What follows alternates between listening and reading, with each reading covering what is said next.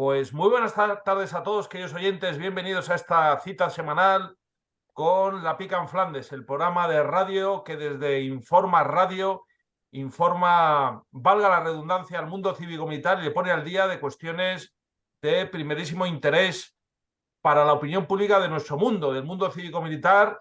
Y tenemos que agradecer el esfuerzo de nuestros oyentes también a la hora de divulgar este programa, porque nos consta que cada vez lo oyen más veteranos de las Fuerzas Armadas, y en ese sentido pues estamos súper contentos y súper satisfechos de estar todas las semanas en esta cita constante desde hace ya muchos años, creando opinión, trasladando información, siendo transparentes y sobre todo siendo leales con el conjunto de nuestro colectivo, que es lo más importante. A nosotros no nos mueven intereses políticos, cada uno tiene sus ideas, sus sensibilidades, como se dice de forma cursi hoy en día, pero digamos, La Pica en Flandes siempre está, digamos, en la cresta de la ola informativa y trasladando y diseccionando asuntos con un rigor y una excelencia que muy poquitos medios en España. Bueno, antes de nada voy a presentar a esta magnífica mesa de debate. Como siempre están con nosotros los primeros espadas del mundo cívico-militar. Tenemos con nosotros al teniente general don Emilio Pérez Armán. Muy buenas tardes, mi teniente general. Muy buenas tardes, y ya de espadas pocas, ¿eh? Bueno, que llevamos ya muchos programas y estamos ahí generando opinión y cambiando, al menos cambiando tendencia, ¿no? Muy bien, es un honor, como siempre, tenerle con nosotros, mi teniente general. También está con nosotros nuestro editor desde el principio, el general don Salvador Fontenla. Muy buenas tardes, mi general. Buenas tardes a todos. Magnífico, muchas gracias, mi general, por estar también con nosotros. Y también está con nosotros nuestro coronel, don César Collis. Muy buenas tardes, mi coronel. Buenas tardes a todos. Pues como ven, queridos oyentes, y el que les habla, Guillermo Rocafort, veterano del Tercio Gran Capitán. Pues tenemos, como siempre, pues muchísimos temas y la verdad es que no, en fin, se nos queda siempre el programa muy corto, pero bueno, tenemos que empezar como todas las semanas con las efemérides de esta semana. Efemérides que, como siempre, nos presenta de una forma redacta, elabora, además de una forma concienzuda y de forma magistral, nuestro coronel Salafranca, el presidente de la Hermandad de Antiguos Caballeros Legionarios, al cual desde aquí le enviamos un legionario saludo. Efemérides importantes: el 15 de junio del año 1703, la creación del Regimiento de Caballería de Santiago. Bueno, pues intervino pues, en las guerras del siglo XVIII y bueno, pues ahora mismo se ha reducido a un grupo mecanizado y se fusionó en Valladolid para constituir el Regimiento de Caballería Farnesio. Otra fecha importante: el 13 de junio del año 1896, la acción de las Lomas del Purgatorio. Menudo nombre, las Lomas del Purgatorio. En el contexto de, bueno, de lo que fue las guerras en Cuba y lo que fue pues, el expolio de nuestras últimas posesiones por parte de los yanquis, que se creen que no nos olvidaron, que nos hemos olvidado, pero no nos hemos olvidado. De hecho, en el 1898 se cumple el 125 aniversario más de la voladura del Maine, que lo volaron ellos para agitar a su opinión pública y bueno, en fin, ya conocemos lo que sucedió posteriormente. Otra fecha importante también: el 18 de junio del año 1897, muerte del soldado Eloy Gonzalo, más conocido como el héroe de Cascorro. Muere en el hospital de Matanzas en Cuba, otro héroe español que murió allí en esa épica conflicto, ¿no? Esa guerra de agresión por parte de Estados Unidos contra España que nos arrebató, bueno, en fin, Filipinas, Puerto Rico, Cuba, y porque no pudieron más. El 18 de junio del año 1922, la ocupación de Bama y Sugna, en el marco de las campañas de pacificación del Rif, donde se cubrió de gloria, digamos, el teniente coronel don José Millán Astray al frente de sus legionarios. Otra fecha también muy importante que forma parte de nuestra memoria histórica y memoria democrática, porque nosotros también tenemos nuestra memoria democrática, es el 19 de junio del año 1967, la liberación de Bilbao. Bilbao fue liberado del estado de terror al que estaban sometidos y bueno, pues fue liberado y es una fecha importante que no vamos a dejar de evocar y de señalar. Dicho lo cual, vamos a iniciar, digamos, el programa de hoy ya en los contenidos de fondo y no podemos dejar de lado la cuestión de Ucrania. La contraofensiva, la voladura de la presa, la central nuclear, en fin, que si ya están los rusos cazando ¿cómo se llama? Tanques o sí, carros de combate Leopard. Bueno, la verdad es que es una cosa. Entonces, pues vamos a entrar en esta cuestión y cedo la palabra rápidamente a nuestro teniente general, don Emilio Pérez Hermán. Adelante, mi teniente general, por favor. Pues sí, llevamos ya mucho tiempo sin hablar del conflicto que tenemos aquí en Ucrania, y yo creo que era un momento oportuno en los últimos días, las novedades que ha habido en las distintas versiones, porque esta guerra, que además de lo que están sufriendo en los combates, estamos sufriendo la guerra híbrida de la desinformación, que ha pasado a tener una importancia que siempre ha sido el cambio de información, el aumentar nuestros éxitos y disminuir los del enemigo, y el hacer lo contrario. En fin, eso era una norma clásica dentro de los conflictos. Pero la desinformación, esas falsas noticias sobre los acontecimientos, que ya no es solamente una táctica militar, del secreto y de esconder las debilidades y engañar al enemigo, ahora se convierte en medios de traspasar o transferir los sucesos a la opinión pública de una forma interesada, y no solamente por las partes contendientes, sino por las partes interesadas en el conflicto. Bueno, con vamos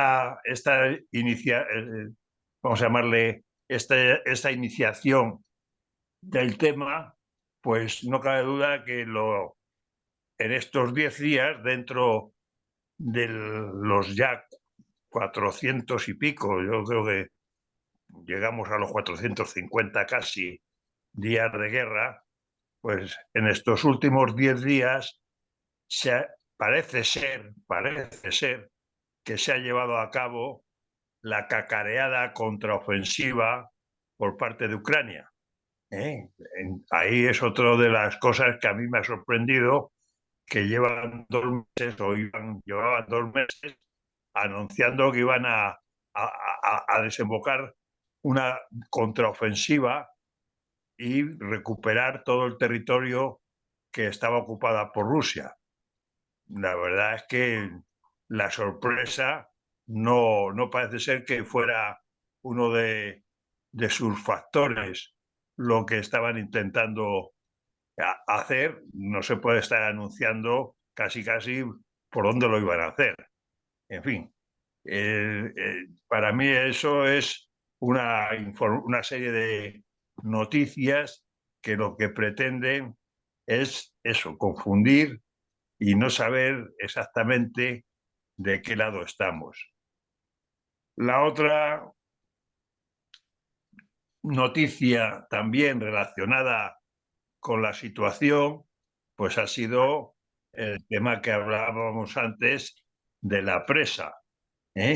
Entonces, pues como pasó también con el gasoducto del norte en su momento, que también desaparece en unos momentos de crisis energética, cuando estaba todo el mundo esperando alguna solución pacífica antes que continuar aquella invasión de hace ya 1 año y medio, pues también nos echaron la culpa unos a otros hasta llegar a los Estados Unidos con ayuda de países nórdicos, etcétera.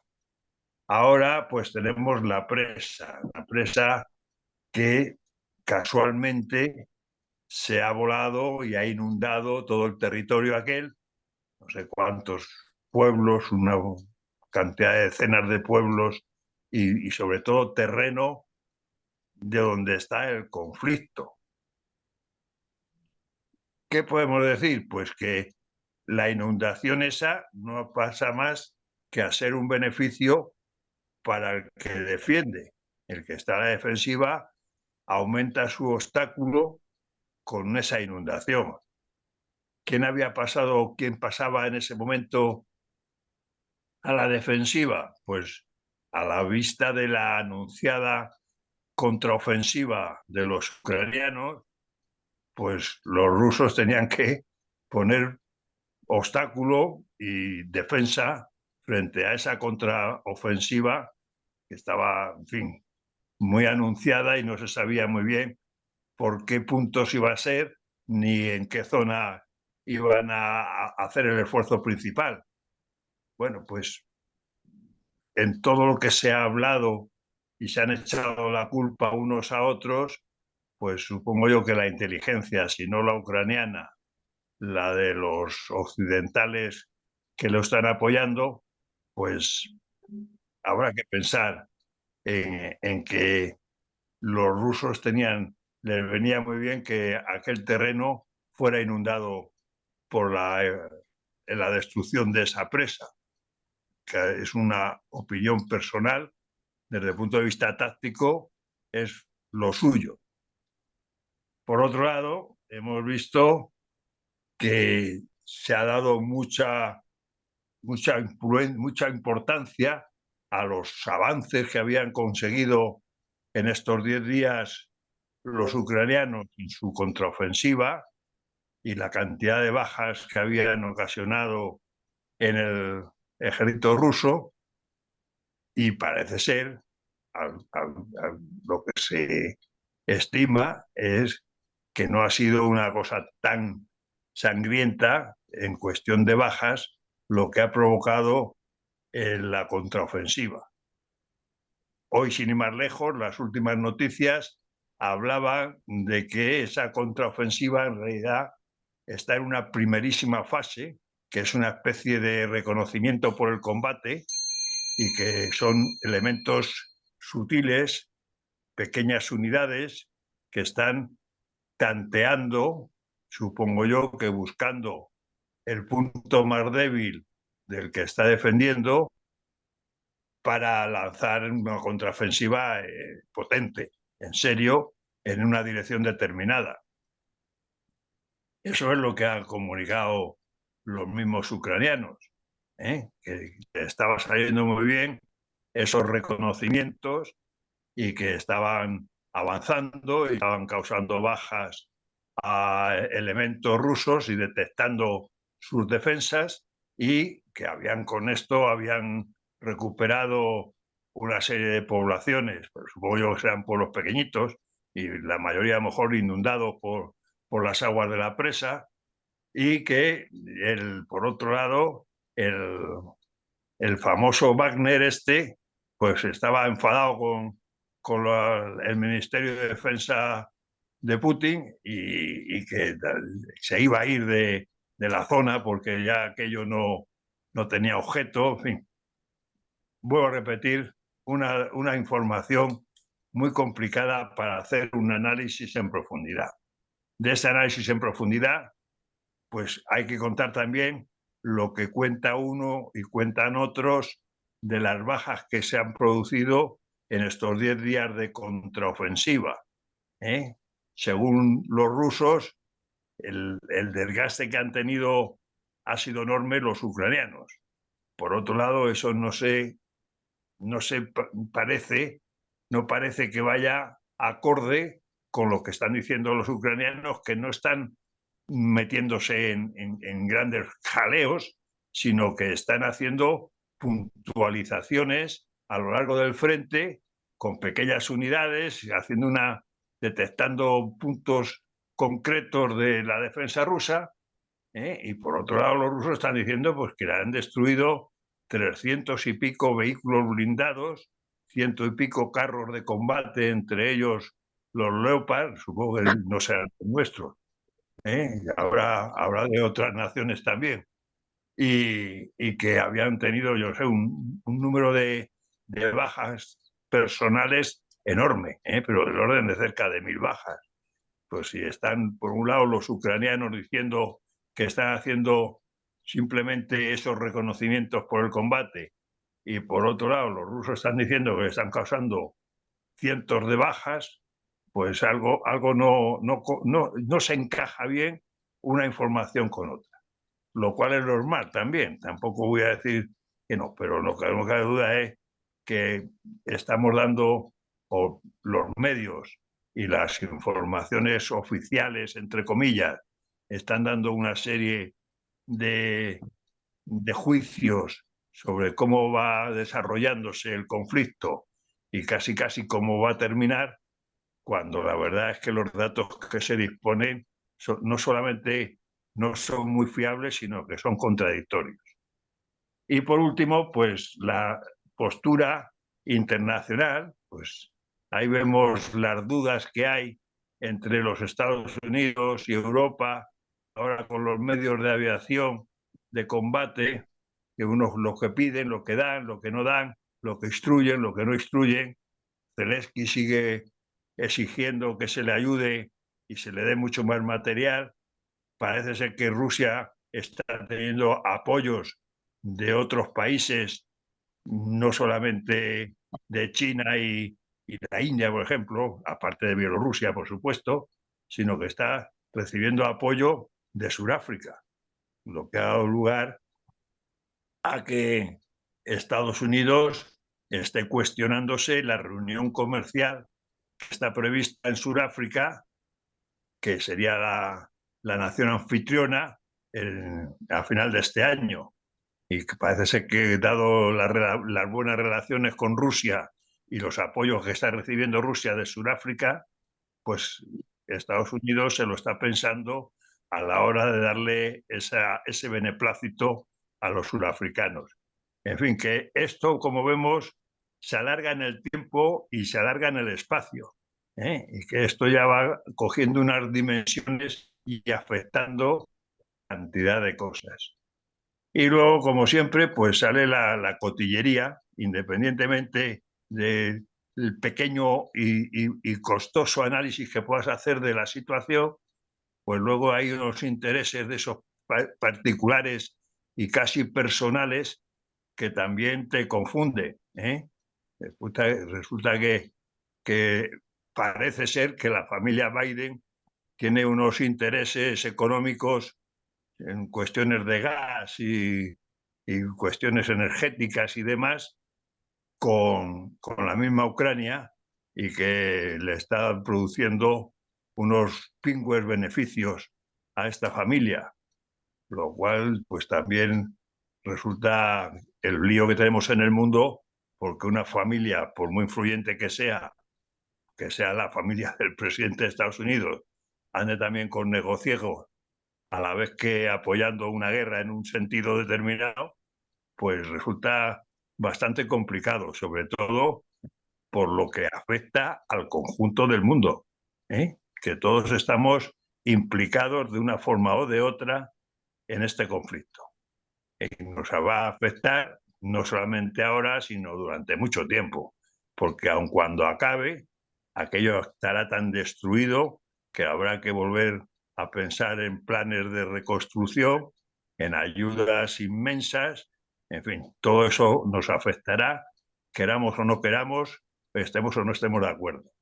Pero hablando exclusivamente de táctica, puedo repetir que ni la forma de anunciar la contraofensiva, ni la forma de realizarla, y la información que llega de que un lado dice que está produciendo muchas bajas y que el otro dice que le está saliendo bien, pero es una simple primera fase de reconocimiento, pues no encaja.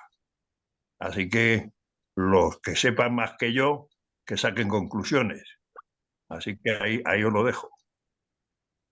Pues muchísimas gracias, mi teniente general, como siempre, por sus acertados valoraciones y por abrir, digamos, derivadas en esta cuestión de Ucrania que sí se tienen que considerar, como los negocios de la familia Biden bueno, y otras cuestiones. Paso la palabra rápidamente al general Fontella para que haga sus aportaciones. Por favor, mi general. Bueno, pues muchas gracias. Yo voy a empezar por hablar un poco de geopolítica. Hay un señor que es el geopolítico de cabecera de los Estados Unidos y del mundo anglosajón, que se llamaba Mackinder, que se murió en el año 1947, que dejó escrito lo siguiente: América del Norte tiene que impedir por todos los medios la posibilidad misma de crear un bloque euroasiático, la creación de una alianza estratégica entre Rusia y Alemania. Yo creo que esto también define mucho el motivo geopolítico de esta guerra. Impedir que Rusia se una a Alemania, que era lo que estaban programando y previendo el amigo Putin. Después, desde el punto de vista táctico, pues efectivamente, gran ofensiva no hay que ir a la evidencia. Una gran ofensiva hay ataques de carácter limitado, de alcance limitado o de tanteo. Bueno, efectivamente la ofensiva parece que está del lado ahora mismo de los ucranianos, pero de ataques de corto alcance. Y a mí la sensación que tengo es que están luchando en la zona de seguridad rusa, que eso por eso tiene eso ligeras progresiones, porque la zona de seguridad rusa está y no afecta a la línea principal de defensa del frente ruso. Para hablar de una gran ofensiva y partir la zona prorrusa de Ucrania, hay que partir en dos, hay que romper las líneas, la línea de resistencia rusa, y de eso por ahora está muy lejos de verse, ¿no? Ahora mismo estamos en una guerra de tanteo y sigue una guerra ¿cómo se llama? De desgaste, una guerra de desgaste. En cuanto a la ruptura del puente, pues efectivamente la apertura de la esclusa o de los pantanos siempre es una acción defensiva. Pero una cosa que me extraña es que eso se hace cuando está la fuerza atacando, para ahogarlas. Como hicieron, que es una cosa nueva. Ahora nos escandalizamos, o se escandaliza a los que quieren, porque son muy libres, porque eso ya lo hicieron los holandeses con los españoles en Empel. Que no nos hagamos de milagro, cuando se apareció la Inmaculada, y también lo han hecho en las dos guerras mundiales, abrir las excusas cuando les ha interesado a los holandeses. Y en nuestra guerra de liberación, pues lo han hecho los dos bandos, cuando les interesó, habían la excusa de los pantanos que alimentaban el río Ebro, tanto en la batalla del Ebro como en el cruce del río Ebro por los nacionales. Lo que pasa es que se hace cuando se está cruzando, para ahogar a las fuerzas que están cruzando. Hacerlo antes, pues es un poco... no arregla mucho la cosa, porque después el río se seca y a los pocos días, a los 15 meses, o a los 15 días, a las 2 semanas, pues está otra vez el obstáculo libre, ¿no? Es más, ha limpiado todas las minas que había. Luego, no sé yo esa operación si ha sido de un bando o de otro, porque si hubiese sido ruso, lo hubiese hecho en plena ofensiva, para ahogar a los rusos, a los ucranianos. Y eso es y además que no hace falta volarla, con abrir la esclusa es suficiente. Con lo cual se puede abrir no de golpe, sino cuando interesa y en la cantidad de agua que va interesando, para no tener ese obstáculo siempre activado, pero no constantemente, sino cuando haga falta y la fuerza esté cruzando el río, nada más. Muchas gracias, mi general, como siempre, por esas perspectivas nuevas que ha aportado en relación a esta cuestión. Cedo la palabra rápidamente al coronel don César Collins. Adelante, mi coronel, por favor. Bueno, pues la guerra esta se está prolongando muchísimo. Una guerra como las antiguas. Llevamos un año y 4 meses. Esperemos que no lleguemos a la guerra de los 30 años. Y lo malo es que no se ve forma de que acabe. Porque la única forma de que se acabe es que cediera Putin, y Putin y la élite rusa no parece que tengan intención de ceder. Pretenden apoderarse de la región ucraniana del Donbass y del corredor, que ya lo tienen, que la une con Crimea. Y parece que tiene reservas y capacidad de fabricación de elementos de combate para continuar la guerra durante mucho tiempo.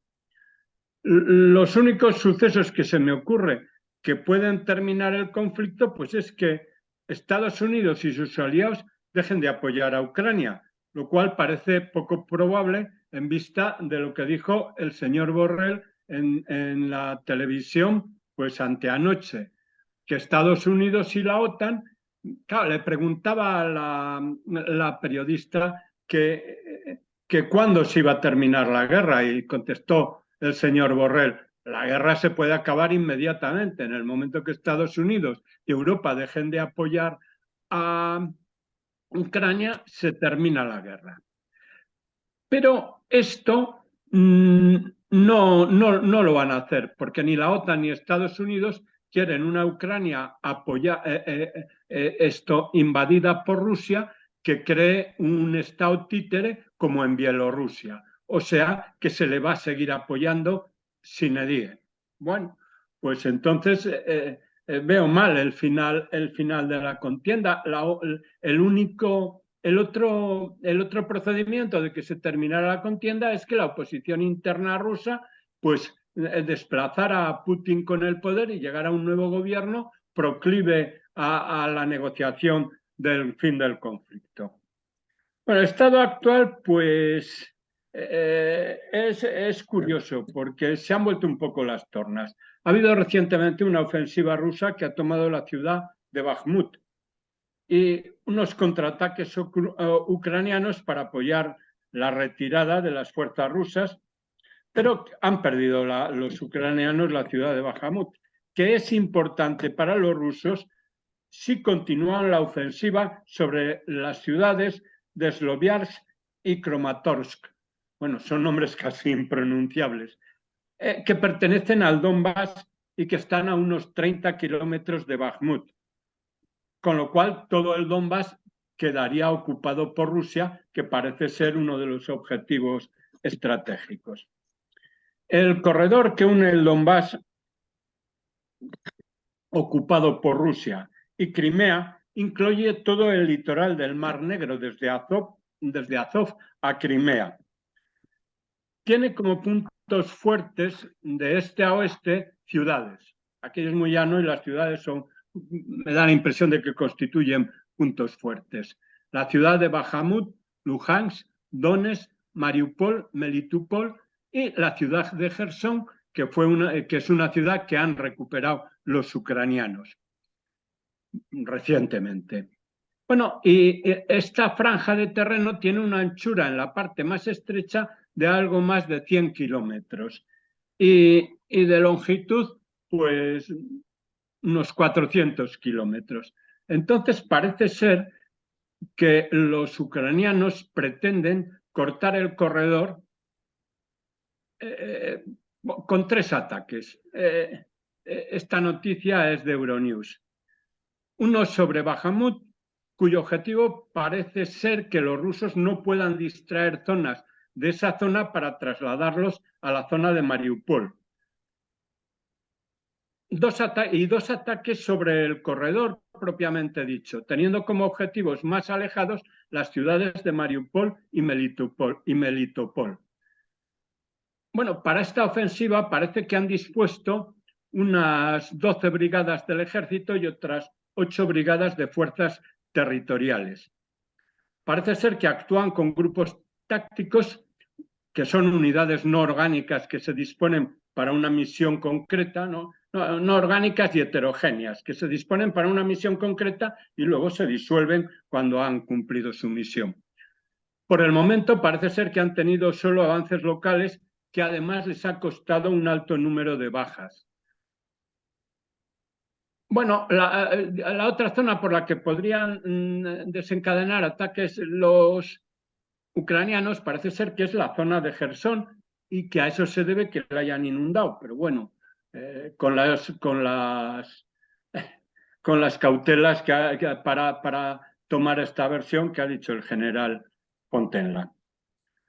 Los ucranianos parece ser que están empleando los carros de combate Leopard A4 alemanes y los transportes blindados norteamericanos Bradley M2 y M3, que son para infantería y caballería. Y hay filmaciones claro que hay que tomarlas con todas las cautelas, pero hay filmaciones de carros batidos por los rusos. Yo he visto 2, uno por una mina inmovilizado y otro con un misil. Parece ser que el techo de estos carros es muy vulnerable en algunos modelos, en otros se reforzó. los rusos tienen una buena arma contra carro, que son los helicópteros Kamov.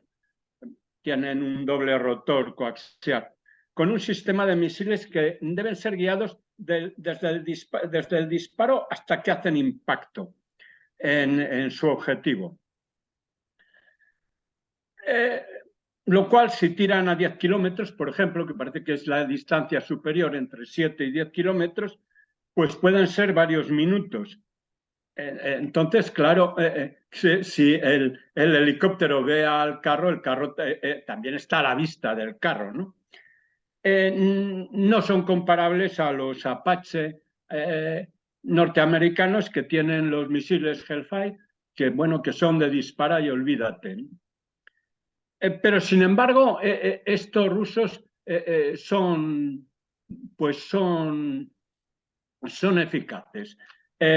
El sistema de visión no es muy bueno, pero es suficiente. En algún caso parece que se han cargado una cosechadora, pero bueno, da igual. Como están en el horizonte cogiendo una línea de árboles o el perfil de un pueblo, de una población, pues son muy difíciles de detectar a 7 u 8 kilómetros. Desde ahí les mandan los misiles y parece ser que son bastante eficaces contra los carros.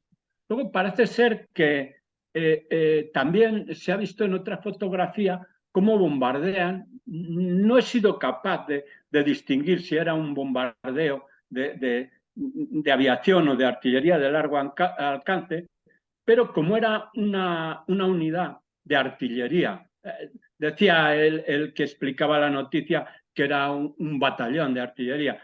Yo, por la entidad, más bien me parecía una batería, pero estaba moviéndose en retaguardia. Y entonces, pues parecía ese bombardeo una acción de interdicción. Las acciones de interdicción son los atacantes tratan de aislar el campo de batalla para que los que defienden no puedan recibir refuerzos. Bueno, me parece una acción de interdicción, pues eficaz, es complicada, porque tienen que tener, pues no sé, al menos alguna unidad infiltrada de operaciones especiales que alerte de que está pasando por esa zona una unidad. Si es de artillería, tienen que tener un sistema, pues, de respuesta muy rápido, y además buenos procedimientos de tiro para acertar, claro, en fin. Esta es otra cosa. Pero todas estas fotografías pues hay que tomarlas con cautela, porque estamos en plena guerra y claro, pueden ser mentiras o apañadas. Luego, hay algún comentarista que dice que en la ofensiva de los ucranianos tiene que solventarse en 3 semanas, y que si en 3 semanas no resulta victoriosa, pues que se puede considerar que ha fracasado. Bueno, los ucranianos pues deben de tener un gravísimo problema logístico, porque tienen, pues, en carros de combate Leopard 2 alemanes, CV-90 suecos, Bradley norteamericanos, en transportes blindados, creo que Challenger inglés. Bueno, el mantener todo eso es tremendo. Bueno, y luego parece ser que como muy pronto en septiembre y muy tarde en diciembre van a tener F-16 operativos con tripulaciones instruidas ucranianas, y equipos de mantenimiento en tierra pues también dispuestos, ya lo veremos. Y esto a mí me parece un salto de nivel en la contienda. Y eso es lo que he podido investigar sobre el estado actual de la guerra. Muchísimas gracias, Miconel. Cedo la palabra rápidamente al teniente general. Nos quedan apenas 3 minutillos por apurar el tiempo en esta primera parte. Bueno, creo que hemos hecho una aproximación a lo que pensamos, y basados en esas informaciones que, como dije al principio, son relativamente fiables. Pero bueno, yo solamente, por poner una vela más al diablo, pues las últimas declaraciones del presidente Lukashenko de Bielorrusia, donde Rusia está desplegando armamento nuclear, y que ha hecho unas declaraciones francamente preocupantes, diciendo que está dispuesto a utilizar ese armamento en el momento que vea la más mínima ofensiva o amenaza simplemente hacia Bielorrusia. Veríamos si no se alargaría y se extendería por derroteros francamente no deseables ese conflicto. Y así, pues, llevamos, como hemos dicho, año y medio casi, y esto más bien que parezca que se va terminando y se está buscando soluciones para llegar a unos acuerdos que termine con el conflicto, pues lo que está es empozoñándose cada vez más protagonismo en los interesados en uno y otro lado, y veremos a ver en dónde acabamos. Las razones geopolíticas ya las ha dicho el general Fontela. Ahora están las otras muchas razones, además de la geopolítica, como puede ser la económica, la política, y cuando hablo de política hablo del famoso sistema de globalismo en que estamos metidos, y veremos hasta dónde quiere llegar y aprovechar o provocar cualquier ocasión, desde una pandemia a lo que pueda venir después de este conflicto. Todos esos factores nos pueden llevar a un desastre, nada más. Pues muchísimas gracias. Estamos ya prácticamente fuera de tiempo de esta primera parte. Magnífica esta puesta al día, que sin duda van a saber agradecer nuestros oyentes, el mundo cívico-militar, para estar al día con información de rigor, de primera mano, por parte de los mejores analistas del mundo cívico-militar. Muchas gracias, que los oyentes sigan con nosotros en esta segunda parte, que también tiene un enorme interés.